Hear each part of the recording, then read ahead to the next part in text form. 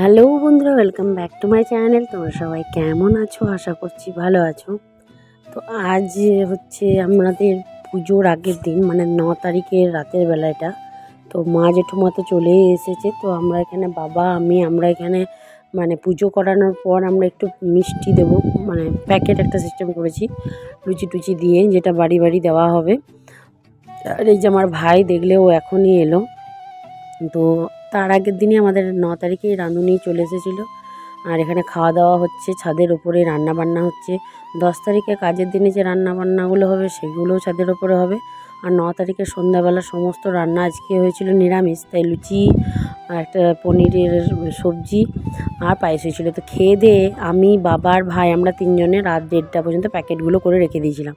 কারণ তারপরের দিনে সকালে পুজো করতে অনেক দেরি হয়ে যাবে বিকেলবেলা। তারপর প্যাকেট রেডি করা, তারপরে প্যাকেটের ভেতরে জিনিস ভরে রেডি করা, দিয়ে দিতে যাওয়া অনেক দেরি হয়ে যাবে, তাই আমরা ওইটা করে নিলাম। তো সকাল হয়ে গেছে, অনেক রাতে শুয়েছি, 2টোর সময় শুয়েছি। দেখো এখানে যে কীর্তন হবে, মানে কীর্তন বলতে এক নাম আর কি, যেটা হরে কৃষ্ণ নামটা হবে সকাল থেকে, সেই জন্য লোকজন চলে এসেছে। এটা পাড়ার কাকা, এখানে কীর্তন চলছে। তুলসী মন্দিরে ওখানে ফটো দিয়ে রাখা আছে, এখানে সমানে কীর্তন চলছে। দেখো এটাই যে আমাদের আশ্রম, দেখেছো? এই আশ্রমের সবাই আজ এসেছে, আরও আসবে সব বিকেলবেলায়। তো এখানে সমস্ত রকম আয়োজন চলছে। আমি এখনও স্নান টান করে নেবো এরপর আমি। তো একবার করা হয়ে গেছে, সকাল সকাল উঠে দুর্গা মন্দিরটা ধোয়া হয়ে গেছে, সমস্ত কিছু রেডি। আগের দিন একবার ভালো করে দিয়েছিলাম আর মুছে দিয়েছিলাম। আর রাঁধুনি ঠাকুরও সকালেই উঠে গেছে, ভোর ভোর অনেক রকম আইটেম আছে, তাই ভোর ভোর সে রান্না করতে স্টার্ট করে দিয়েছে। তোমাদেরকে এই ব্লগে আমি খালি একটুখানি দেখালাম, পরের ব্লগে পুজোর সমস্তটা দেখাবো। অতএব পরের ব্লগটাতে তোমাদেরকে পুজোর ভিডিওটা দেখার জন্য পরের ব্লগটা অবশ্যই দেখতে হবে। কারণ একটা ব্লগেই যদি সব দিই তো ব্লগটা অনেক লম্বা হয়ে যাচ্ছে, সেই জন্যই আমি 2টো পার্ট করে নিয়েছি। তো সকাল সকাল দেখো এখানে গেটটা সাজানো হয়ে গেছে। আর এই যে আমরা সবাই স্নান টান করে রেডি আছি। আমাদের যে অর্ধগ্রাম গিয়েছিলাম কদিন আগেই তোমরা দেখেছো, সেই দিনকে আমরা নেমন্তন্ন করতে গেছিলাম। তোমাদেরকে বলেছিলাম যে অর্ধগ্রাম এসেছে একটা কাজ এসছে, সেই কাজটা হচ্ছে বিষ্ণুকে নেমন্তন্ন করা। বিষ্ণুদেব আছে আমাদের, তিনি ব্রাহ্মণ বাড়িতে থাকেন। তো ব্রাহ্মণ বাড়িতে দেখো বাড়িটাকে এইভাবেই সাজিয়েছি, সেরকম কিছু সাজানো হয়নি।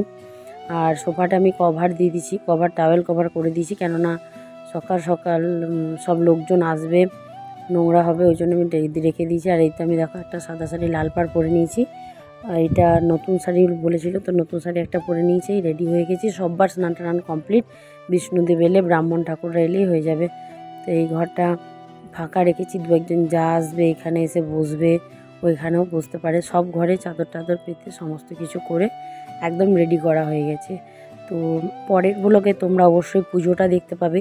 পুজোটাও সকাল 7টার সময় ঠাকুরমশাইরা এসেছিলো, 10টার সময় রেডি হয়ে গেছিলো। 10টা থেকে পুজোটাতে বসেছি, একদম বিকেলবেলা একদম 5:30 পৌনে 6টা পর্যন্ত চলেছে। তো অতটা তো দেওয়া সম্ভব নয়, তাই তোমাদেরকে ছোট্ট ছোট্ট যে ভিডিওগুলো ভাই তুলে রেখেছে সেগুলোই দেবো। এটা হচ্ছে আমার বরের দাদু আর ঠাকুমা, ওদের ফটোগুলো এই বাড়িতে নিয়ে এসেছি, ওই ঘর থেকে এই ঘরে নিয়ে এসেছি, মালা দিয়ে একটা জায়গায় রেখেছি। তো চলো, এই হাঁড়িটা নিয়ে এসেছিলাম যে লোকজন আসবে, জল খেতে সুবিধা হবে, ওই জন্য মাটির হাঁড়িটা আনা হয়েছে। ওইটা তো জল ভরা হয়ে গেছে। আর প্রথমে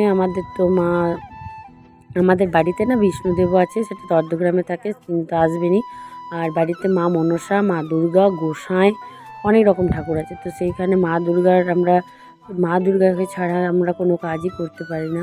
মা দুর্গতি নাসিনী যেন আমার সমস্ত দুর্গতি তার পায়ে সমর্পণ করে দিতে পারলেই আমি সত্যি করেই খুব খুশি। তো ওই জন্যে মাকে আগে পুজো দিয়ে আমরা বাড়ির পুজোটা পরে হবে। আমি ঠাকুরমশাইকে ওরকমই বলেছিলাম যে আগে তো পুজো করিয়েছি, ঘরে পুজো করাবো বলে, কিন্তু যেদিন আমার বাড়ির পুজো হবে সেদিন মাকে এক বেলপাতা দিয়ে সব ঠাকুরগুলোকে মালা পরিয়ে তারপর হবে। তো দেখো প্রচণ্ড রোদ গরম ছিল, তাও তার আগের দিন একটু একটু বৃষ্টি হয়েছে বলে অনেক কমেছে। এইটা আমাদের হরি মন্দির বলতে আমাদের এখানে ওই যে কী বল, শ্রীরামনবমীর পুজো, হরির যে একটা হরি পুজো হয়, হরিলোট দেয়, সেটাও এখানে হয়। তো এখানেও একটা পুজো হবে, হরিলোটটা আমাকে দিয়েই দেওয়া, মানে আমিই দিয়েছিলাম। ঠাকুরমশাই মন্ত্র পড়ি দেওয়া করেছিল, যা ওখানে পুজো করে এখানেও পুজো হয়ে যাবে। তারপর আমরা বাড়ির পুজোতে স্টার্ট করব। তো চলো এখান থেকে আমরা বাড়ি ফিরবো। পুজোটা হয়ে গেলে। আর পরের ব্লগে পুরো সমস্ত পুজোর ভিডিও আসবে, সেটা দেখতে হলে চ্যানেলটাকে অবশ্যই অনেক অনেক বেশি ভালোবেসে চ্যানেলটাকে লাইক, কমেন্ট, শেয়ার, সাবস্ক্রাইব করবে। সাবস্ক্রাইব করে বেল আইকনটা অবশ্যই প্রেস করবে, তাহলে পরের ভিডিওগুলো তোমরা দেখতে পাবে। এর পরের ভিডিওতে আমি বাড়ির পুজোর যেটুকু একটু ভিডিও করে রেখেছি সেগুলো তোমাদের সঙ্গে আমি শেয়ার করব পরের ভিডিওতে, কারণ একটা ভিডিওতে এটা লং হয়ে যাচ্ছে। তো দেখো সব ঠাকুরগুলোকে দেওয়া হয়ে গেছে মালা। আর এটা আমাদের মা মনসা দেবী, সববার বাড়িতে একটা করে সোনার নাগ, রূপোর নাগ করা আছে পুজোর দিনে। এখানে প্রতি সংক্রান্তিতে মায়ের পুজো হয়। আর ওইদিকে বাবা গোসাইতলাটাও তোমাদের সঙ্গে কোনো একদিন শেয়ার করব, সেটারও পুজো হয়। আমাদের ঘরেই প্রচুর ঠাকুর। তো চলো এবারে হরি মন্দিরে, এখানে আমি ফুল টুল নিতে এসেছিলাম। হরি মন্দিরে পুজোটা কমপ্লিট হয়ে যাক, তারপর আমি বাড়ির পুজোতে শুরু করব। তো এইখানে ঠাকুরমশাই চলে এসেছে, বাচ্চাগুলোকে ডেকেছিলাম। তো এখানে দাঁড়িয়ে আছি, প্রচণ্ড রোদ লাগছিল। তো আজকে আমার রোদ গরম সব ভুলে গেছি, শুধুমাত্র এই পুজোর জন্য। তো দেখো এখানে পুজো হয়ে গেছে, বাতাসে ছড়ানো হয়ে গেছে আমার। তো এবারে প্রণাম টনাম করে, আর এখানে আমার জেঠুমা হয়েছে, সবার জিনিসপত্রগুলো নিয়ে চলে যাব। তো এই সব নিয়ে পরে এবার বাড়িতে গিয়ে বাড়ির পুজোটা শুরু করব। তো পরের ভিডিওটা দেখতে হলে আমার চ্যানেলটাকে অবশ্যই লাইক, কমেন্ট, শেয়ার, সাবস্ক্রাইব করো, পাশে থেকো। বাই।